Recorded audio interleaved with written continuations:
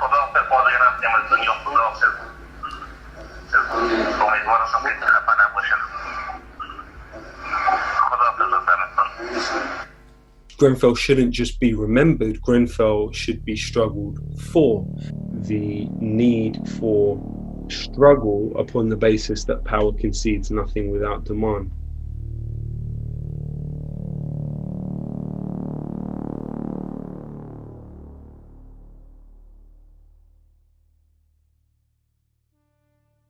Grenfell was a perfect storm.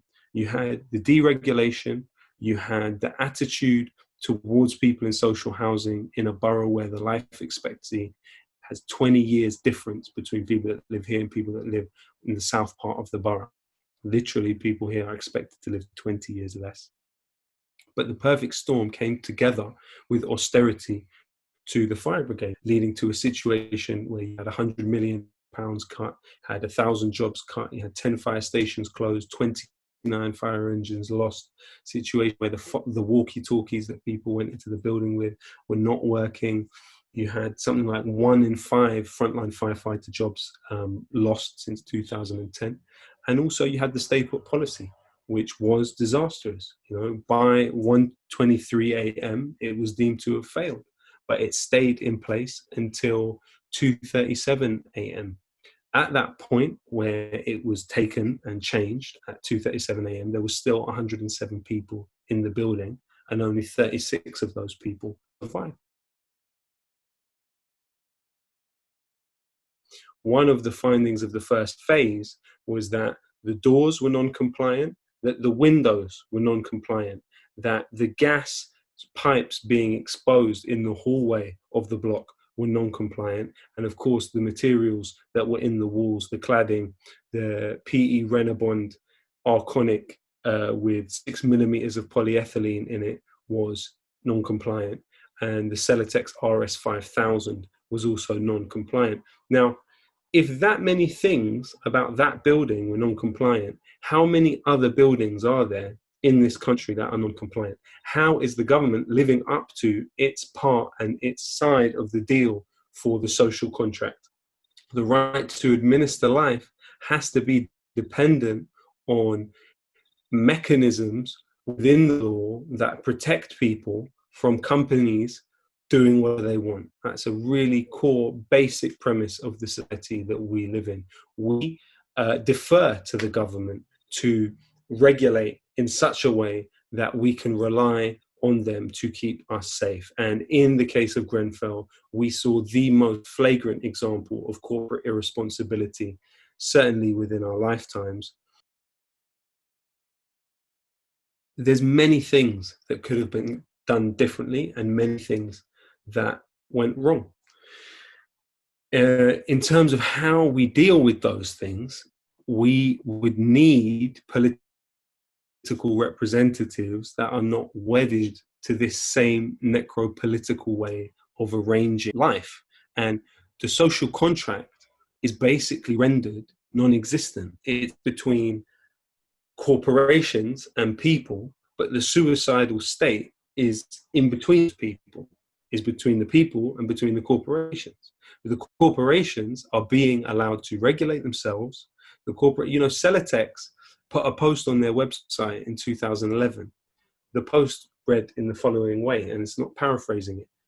Celotex has entered government. We are now shaping building regulations to maximize benefits to our industry. What did that mean? They even rented out a pink bus and wrote on the side of it, building regulations are changing. It's time to go with Celotex. What does that mean? What's the collateral damage? Companies claiming that they are regulating themselves, and what are the consequences to human life? You see someone like Gavin Barwell, who received 7 warnings about building regulations and the need to sort out approved document B before the fire. Whether it was Lacanau House fire, numerous fires happened. Gavin Barwell was in a situation where he received, addressed to him, clear directives, get this sorted. He did not do it. He did not do it. And Gavin Barwell is somebody who seems to have been rewarded for that behavior with the lordship. He is still someone completely safe and feted inside the public sphere. He is not, his presence is not problematized. He's not any form of pariah. He's not viewed as an unethical operator. Ryden, a company whose profits, following they were in charge of the refurbishment, their profits increased by over 50% after the fire. Their top guy got a raise in his wages. They're still being advertised by the government. They're still being advertised by the government. They're still getting hundreds of millions of pounds in construction deals. That incestuous relationship between big business and government is absolutely commonsensical at this period of time. It's not viewed as something that is unusual. You know, you had the technical director of Celotex, which is a subsidiary of Saint-Gobain, the French construction company, whose office is right next to the BBC.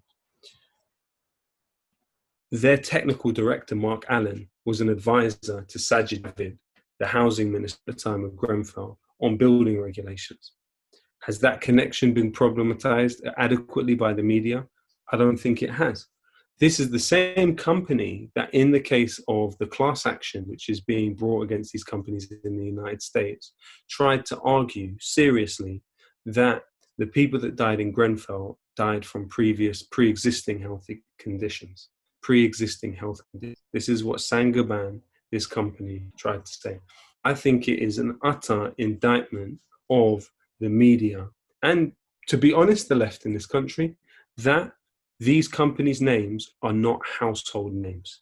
These companies are not pariahs. Why? Because I don't think people cared enough. As horrendous as it is to say, I don't think people cared enough to learn the companies' names. It's a form of violence that Rob Nixon called it slow violence.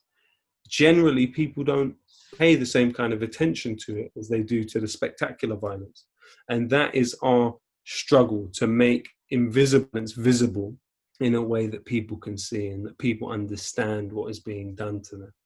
I would say visibilize these companies, because not only do they think they're invincible, they think they're invisible too. And the more we say their names and we make clear that we know who they are, despite all the obfuscation in the inquiry, it's written in black and white. The materials that they put on that building and the materials which are on other buildings are endangering people's lives. The public need to know who these companies are.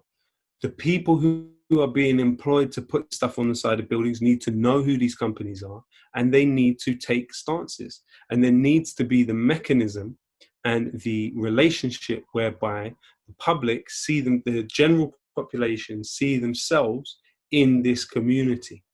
They see themselves in the people who died. Until we can get to that stage, it's going to be very difficult for us to do things in a serious way. And there's nothing to gain from this community being cut off or being exceptionalized or being seen to be so different from the rest of the country. It's really not. Something also has to be said for the way in which those people died. They died because the state deprived them of breath. Decisions made within the state deprive them of oxygen. Now, we both know that that has a similarity to another situation that we are seeing more recently. In the midst of the Black Lives Matter movement, how do we apply that? Do we apply that in an internationalist way, where we say those people that have drowned in the Mediterranean, over 30,000 people over the last few decades, their lives matter too? We say, yes, that the majority of the people living over the 4th floor in tower blocks in this country, according to Danny Dorling, are black and brown people. Yes, we say you're 4.2 times more likely to die from COVID if you are a black man. Yes, we say you're 1.8 times more likely to die from COVID if you're Bengali or Pakistani. And largely that is seems to be due to both of those groups being more likely to live in overcrowded housing. So Grenfell actually was a microcosm of so many problems that exist within our society. It was a building that was named after Francis Wallace Grenfell, a British general who killed for the empire in South Africa, Egypt, and of course, Sudan.